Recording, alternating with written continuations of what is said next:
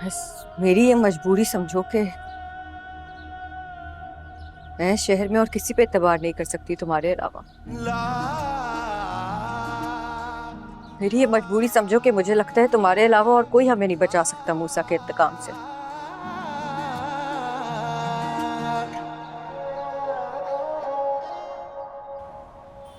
देख न सारे, आज तूने कही बात और मैंने सुन ली, दोबारा ना करना। मैं तुझे पहले ही बता चुका हूं कि मैं अपनी बेटी उस जवारी है फराडी है मूसा के घर मर के भी नहीं आऊंगा। मर जाएगा तो पीछे रोकने वाला कौन होगा असलम में? धमकी दे रहा है मुझे? अब धमकी ही समझ। देख असलम, ये तो तू अच्छी तरह जानता है कि तू अपनी बेटी को हार चुका है बरसों पहले, और जुए का एक ही असूल है, हारी भी बाजी मात करनी ही पड़ती है। और ये तो सेठ की बड़ाई है कि वो शरीफों की तरह तेरे घर में तेरी बेटी का रिश्ता मांगने आया था, और यकीन जान उसका बेटा जो है ना वो इंतहाई शरीफ और बहुत अच्छा इंसान है। क्या सोच रहा है? तुझे तो अपनी किस्मत पे नाज होना चाहिए। ऐसे रिश्ते इतनी आसानी से नहीं मिलते, और मूसा के बेटे का उसके माजी से कोई ताल्लुक भी नहीं है, फिर झगड़ा क्या है? मैं किसी कानून और रसूल को नहीं मानता, और फिर इस बात की क्या गारंटी है? बाप जैसा बेटा नहीं है। तू तो ऐसे बातें कर रहे जैसे जवानी में तू डॉक्टर था खुद। अगर तेरा यही आखिरी फैसला है तो तेरी मर्जी। Plan number B. दूसरा रास्ता यह है कि तेरी बेटी आलियार को सख्ती से मना करेगी और उसके दिल और जिंदगी दोनों से निकल जाएगी। बेटे को बाप के सामने खड़ा करने की कोशिश ना करेगी, वरना याद रखना, अगर तेरी बेटी ने आलियार और सेठ के बीच में दीवार खड़ी करने की कोशिश की तो फिर सेठ को रोकना मेरे लिए मुश्किल हो जाएगा। अब तू सोच ले।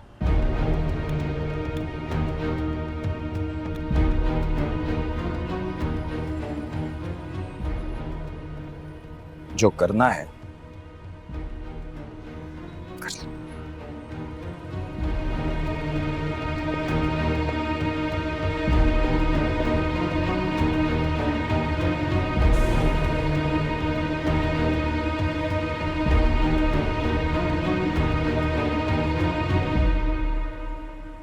हाँ भाई, आप क्या कह रहे हैं? आप जानते हैं पिया कभी भी इस बात के लिए मैंने कोई अनहोनी बात तो नहीं कही है ना। कोर्ट मैरिज भी इसी दुनिया इसी समाज का एक तरीका है।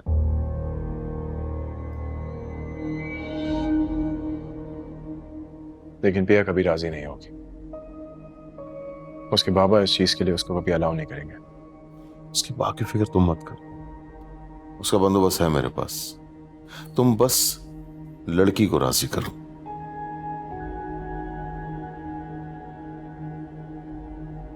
अगर वो तुम्हें पसंद करती है तो उसे कहो कि अपने बाप की वक्ती नाराजगी से ना डरे। क्या कह रहे हैं आप दाऊद? इकलौता बेटा है हमारा, भाग के कोर्ट मैरिज करेगा? दूसरा कोई तरीका नहीं है हमारे पास। या फिर अपने बेटे को राजी करो कि भूल जाए उसे। नहीं बाबा, नामुमकिन है। ऐसा हो नहीं सकता कि मैं पिया को भूल जाऊं। तो फिर अपने आप को कुछ कड़वे और सख्त फैसलों के लिए तैयार रखो। नहीं बाबा, तैयार तो खुद आप अपने आप को करनी चाहिए कुछ कड़वे और सख्त सवालात के लिए।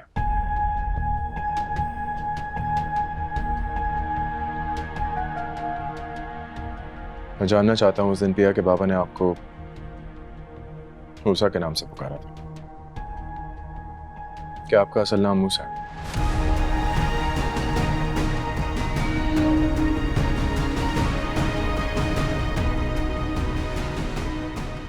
उस दिन से ये सवाल मेरे जहन में घूम रहा है।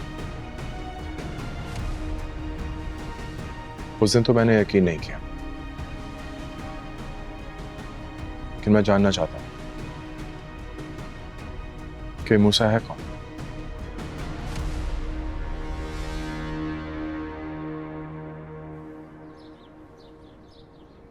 लेकिन पिया जी, आपके अब्बा असलम साहब मुझे अच्छा इंसान नहीं समझते हैं।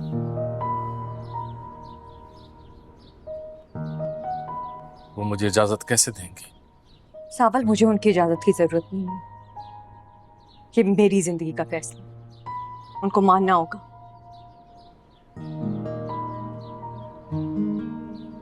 और सेठ मूसा, अगर अपने बेटे के लिए आपका रिश्ता, अगर वो आपको अपने घर की इज्जत बनाकर यहां से लेकर जा रहा है, तो फिर आपको शक क्यों है? बाजी में जीती हुई जिन्स कभी भी किसी के घर की इज्जत नहीं बन सकती सावर। ये तो आले यार बीच में आ गया। अगर वो बीच में ना होता तो क्या फिर भी उसका बाप मुझे अपने घर की इज्जत बनाता? ये सिर्फ उसकी जिद है, और मैं किसी हारी हुई जिन्स की तरह दो मर्दों की अना और जिद की भेंट नहीं चढ़ सकती सावर। ये मेरी जिंदगी का फैसला है। तुम बस मुझे ये बताओ, क्या तुम ये जिम्मेदारी पूरी कर सकोगे कि नहीं? आपने सांवल को इतनी बड़ी जिम्मेदारी के लिए काबिल समझा, पीछे हटने का सवाल ही पैदा नहीं होगा। आज से आपकी और आपके घर के हर फर्द की हिफाजत मेरी जिम्मेदारी है। आप फिक्र ना करें।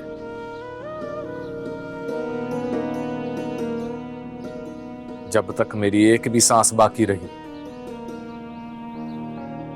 आपको कोई बुरी नजर से नहीं देखेगा।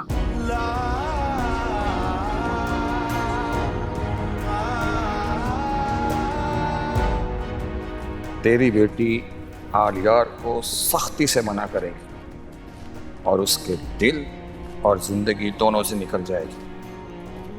बेटे को बाप के सामने खड़ा करने की कोशिश ना करेगी।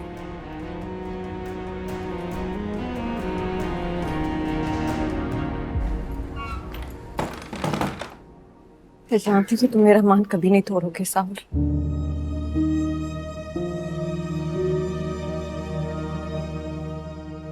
मुझे यकीन था तुम पर।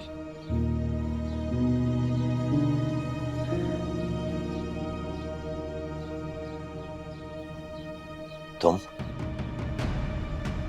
मैंने मना किया था ना इस घर में आने से। मैंने बुलाया है सावर को यहाँ अब्बा।